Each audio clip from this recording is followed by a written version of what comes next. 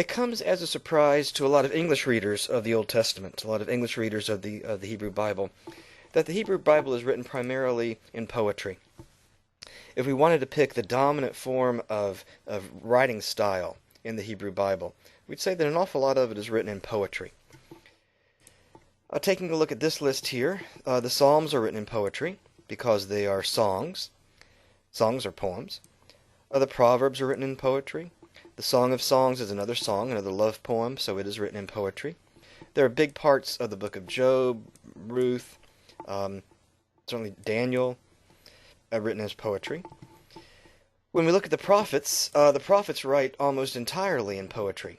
In fact, that Hebrew word for prophet, Nevim, is the Hebrew word for poet. They mean the same thing, because the prophets write in poetry. And even a significant part of the laws are presented as poetry. Large section of the Hebrew Bible written in poetry. I say this comes as a surprise to a lot of English readers, because Hebrew poetry works in a very different way than English poetry works. English poetry tends to rely on the repetition of sound. Now, don't tell the English teachers I'm telling you this, but when you read a poem, don't you kind of expect a poem to rhyme? I think we do. We kind of expect a poem to rhyme. I know they don't have to, and don't tell the English teachers I'm saying this, but I think pretty much we do. We kind of expect to find a rhyme when we read or listen to poetry. And that's because, well, English poetry tends to rely on a repetition of sounds, and the most obvious, the rhyme at the end of the lines. Even little kids pick up on that. You've seen that. And then there's all those other repetitions of sounds that are built into English poetry, like the rhythm of the poem, the meter, that's what they call it in literature course, the rhythm of the poem, the meter of the poem. All those fancy words you learn in a literature course, you don't need to worry about learning them here, for us in this course, but you may have had a literature course where you studied euphony, the repeated vowel sounds, or cacophony, the repeated consonant sounds, or alliteration, the repetition of the first letter of a word.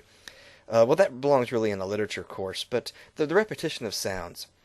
And at some point, I hope you have had or will have a literature teacher who will sit you down and work through a poem with you and point out to you all the different network of sounds in the poetry.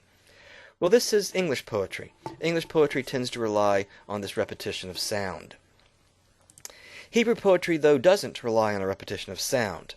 Instead, Hebrew poetry relies on a repetition of ideas or images. It's a rhythm of images, a rhyme of ideas. There's not a repetition of sounds, again, but a repetition of ideas and images.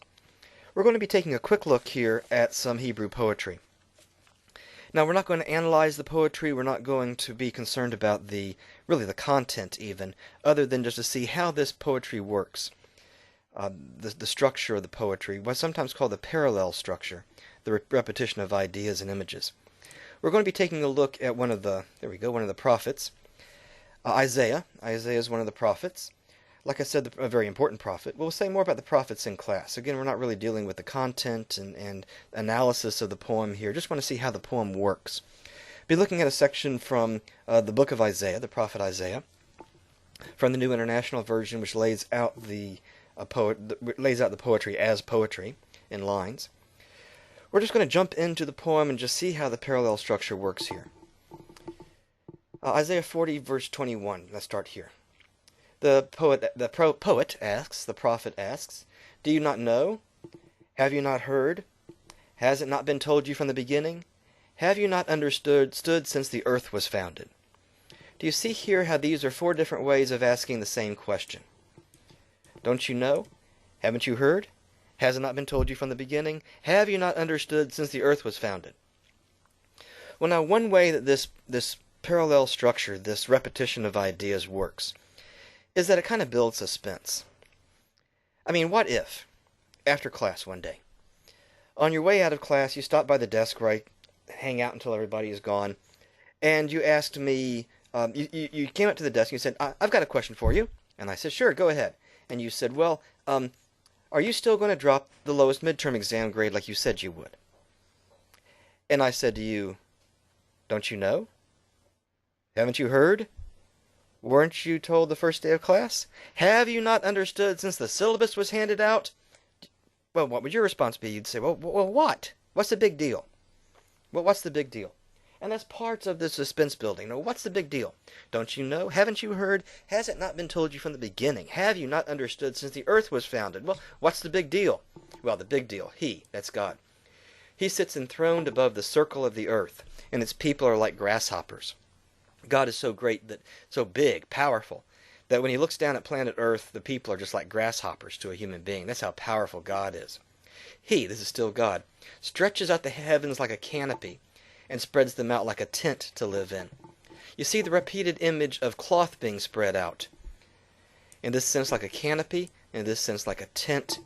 God is so big that when it comes to putting the stars in the sky, stretching out the heavens, it's like setting up a tent to God. He, that's still God, brings the princes, that's the powerful people, the big shots, to nothing, and reduces the rulers of this world to nothing. The repeated ideas brings the princes to naught, reduces the rulers of this world to nothing. The repeated image of the big shots being brought down in front of God's power. And then we have the same kind of repetition again.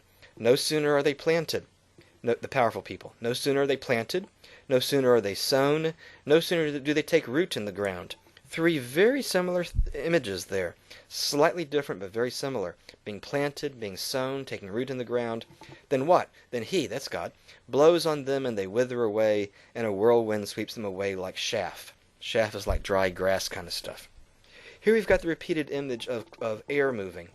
He blows on them and they wither away. A whirlwind sweeps them away like chaff. The repeated image of air moving.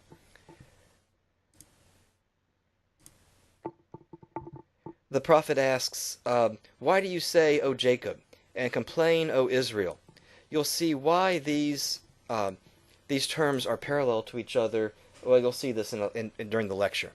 But Jacob and Israel, well, there's a connection there. You'll see it. You'll see it in the lecture.